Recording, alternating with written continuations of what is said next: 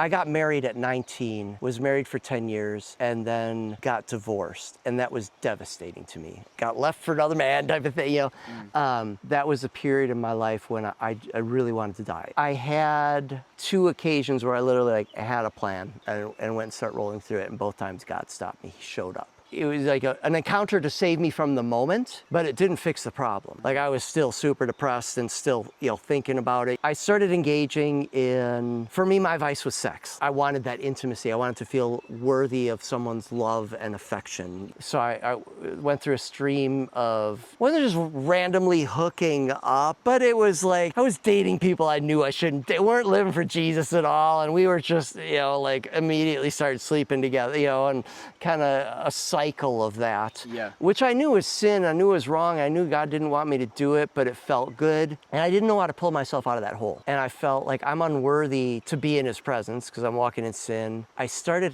volunteering at a rehab center. And I got in there and it was like a little Bible study scene. And then because I know the Bible, I would have things to say. So the next thing you know, they're asking me, would you lead next week? And I was like, I want to lead. I feel like I'm called to it, but I'm living in sin. Like I shouldn't, I'm the biggest hypocrite that walked the earth, The conviction started because I'm like, I will lead the Bible study next week. So my heart started reaching out to this room full of broken people. And then I wanted to be a better man. And I'm like, if I come here and pretend to be one thing and I'm leaving and doing another thing, that's a lie. And so that began the process of walking away from the patterns of sin and walking back into obedience, not sitting in your filth, whether it's sin or whether it's just depression or loneliness or brokenness or greed or whatever it is that we struggle with. Do something, because God says he will lead you, right? I read this earlier today, that he directs our lives like a water course wherever he pleases. All those scriptures imply movement. Maybe you're just sitting saying, God, use me. That paralysis, Satan loves that. He's going to try and confuse you. He's going to make you overthink it. He's going to blind you to opportunities right in front of your face. Instead of sitting at home watching TV or doing something self-gratifying that is just going to leave me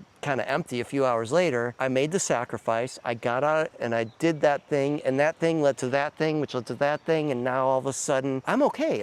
Wow, I haven't thought about man, I really want to go out and get laid. I'm like, no, I'm thinking about Jesus. It's like he will renew your mind, he says. I don't have to think about where's my relationship with God and am I doing good? I'm happy and I'm joyful in that because I'm connecting with my Creator in my purpose, and there's nothing better than that. Everything's okay at those moments. It's like, so learn to walk in those moments.